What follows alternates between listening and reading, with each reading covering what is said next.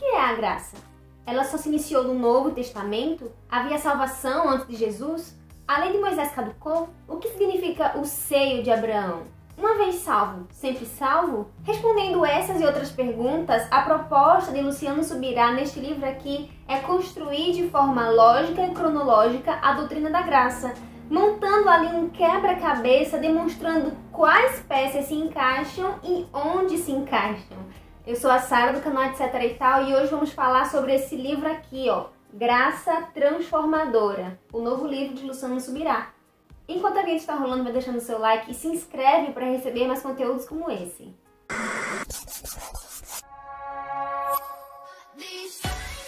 Luciano Subirá é autor de vários livros e ele tem um Ministério de Ensino Bíblico Interdenominacional. Ele também faz congressos no Brasil e no exterior. Ele é um pastor muito reconhecido e respeitado.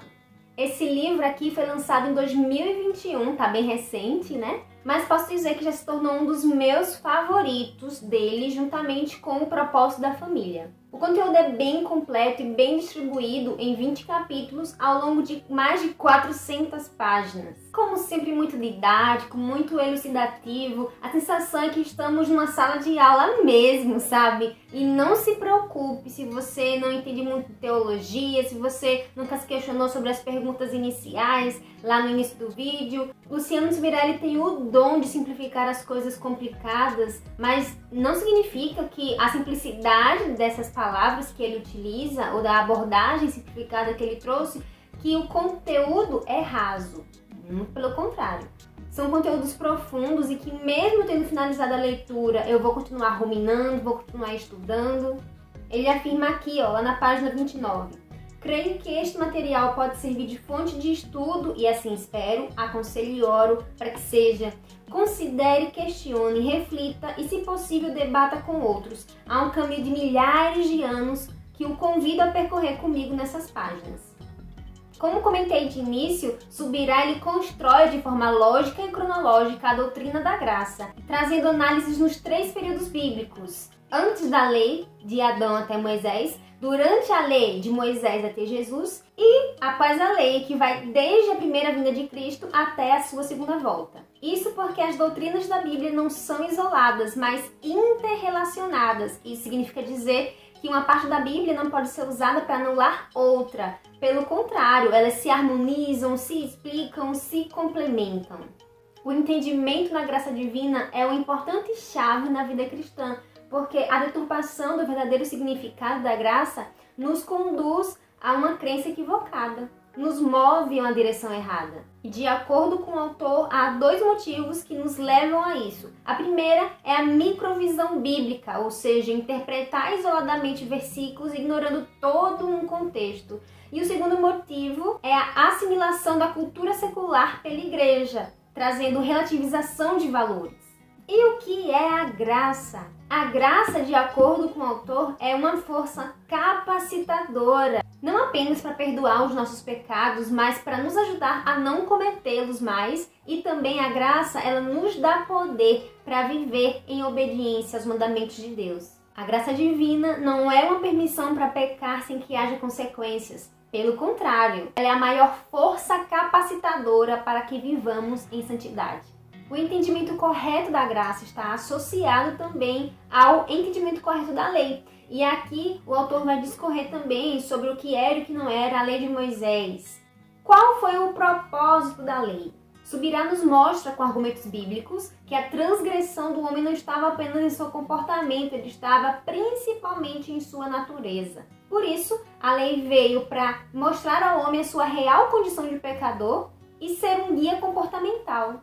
A lei fez o homem reconhecer a sua incapacidade de obedecer aos mandamentos sem algum auxílio divino, sem alguma capacitação extra. Com a lei, não havia mais relativização de certo e errado. Deus estabeleceu limites ao comportamento humano. Sim, a lei não tinha poder para redimir pecados, mas o pecado precisava ser contido e coberto.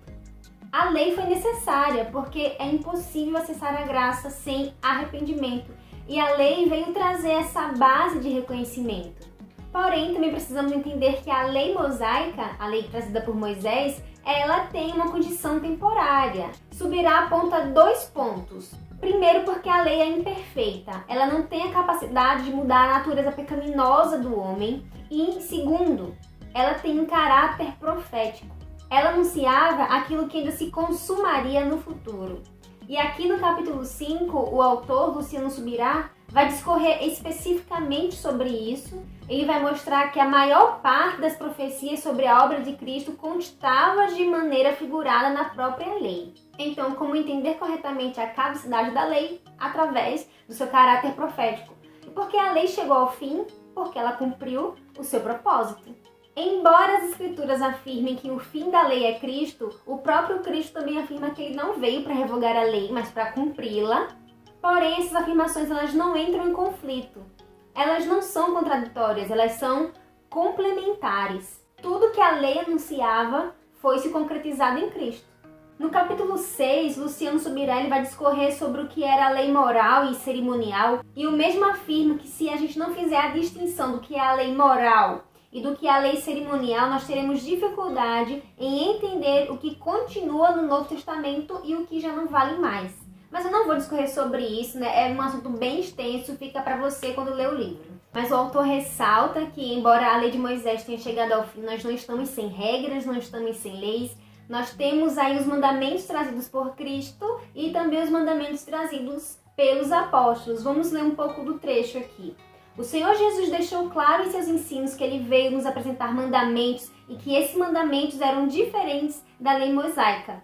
Cristo utilizou 6 vezes só no Sermão do Monte a frase "Vocês ouviram o que foi dito", depois de cada uma delas citou uma porção da lei de Moisés e logo depois de cada uma dessas declarações ele enfatizava "Mas eu digo", e com isso sinalizava sem nenhuma dúvida que ele estava atualizando o mandamento a ser obedecido.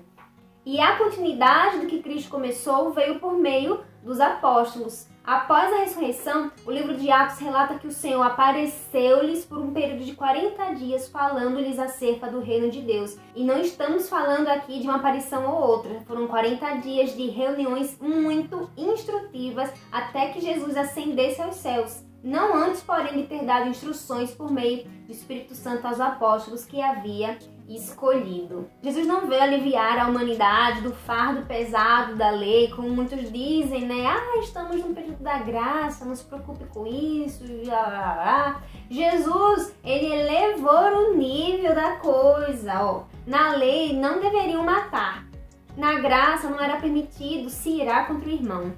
Na lei não era permitido adulterar. E na graça foi proibido até mesmo de olhar para uma mulher com intenção impura.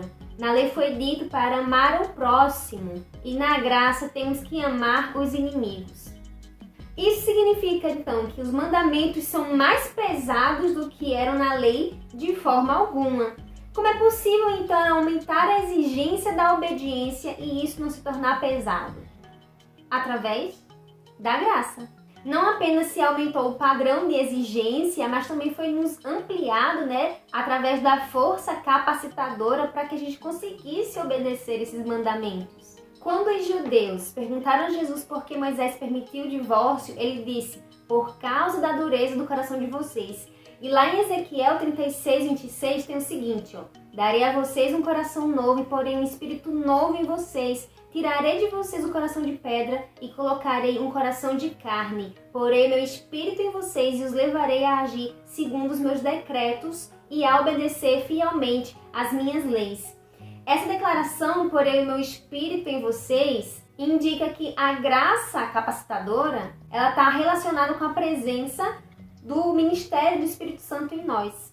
Uma vez salvo, sempre salvo, precisamos lembrar aqui que a graça, ela remove a nossa incapacidade de obedecer aos mandamentos, mas ela não remove a nossa responsabilidade. Nós podemos ter certeza da salvação, não precisamos ter medo de a qualquer momento perdê-la, mas isso não pode servir como uma premissa de que o cristão, o convertido, ele pode viver da maneira que ele quiser, que ele já está garantido para a eternidade. Hebreus capítulo 10, lá no versículo 26. Se continuarmos a pecar deliberadamente depois de recebermos o conhecimento da verdade, já não resta sacrifício pelos pecados, mas tão somente uma terrível expectativa de juízo e de fogo intenso que consumirá os inimigos de Deus. 2 Pedro capítulo 2, versículo 20. Se, tendo escapado das contaminações do mundo por meio do conhecimento de nosso Senhor Jesus Cristo, encontram-se novamente nelas enredados e por elas dominados, estão em pior estado do que no princípio. Teria sido melhor que não tivessem conhecido o caminho da justiça, do que depois de terem conhecido voltarem as costas para o santo mandamento.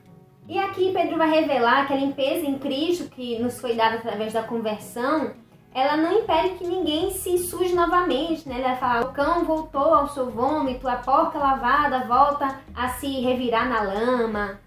Precisamos entender que o cristão, ele é justificado pela fé, mas deverá viver pela mesma fé que o justificou. Ou seja, depois de ser salvo, a graça de Deus, ela me capacita a viver de uma forma que o agrade. E a obediência é um elemento essencial para a salvação. Contudo, não somos salvos pela obediência em si, nós somos salvos para a obediência. Obedecer ao Evangelho é sinônimo de crer. Eu creio porque obedeço e obedeço porque creio. Tiago ressalta lá no capítulo 2 que uma fé sem obediência até os demônios possuem. No capítulo 12, Luciano vai discorrer sobre a questão do livre-arbítrio, da presciência, que é a consciência prévia das coisas, e que isso não deve ser confundido com predeterminismo. Reconhecer o livre-arbítrio humano significa admitir a responsabilidade humana de cooperar e interagir com a graça divina. Se por um lado não reconheço a graça irresistível como um ato unilateral divino, não se pode reconhecer por outro que os homens possam, como ato unilateral, se aproximar de Deus unicamente por vontade própria.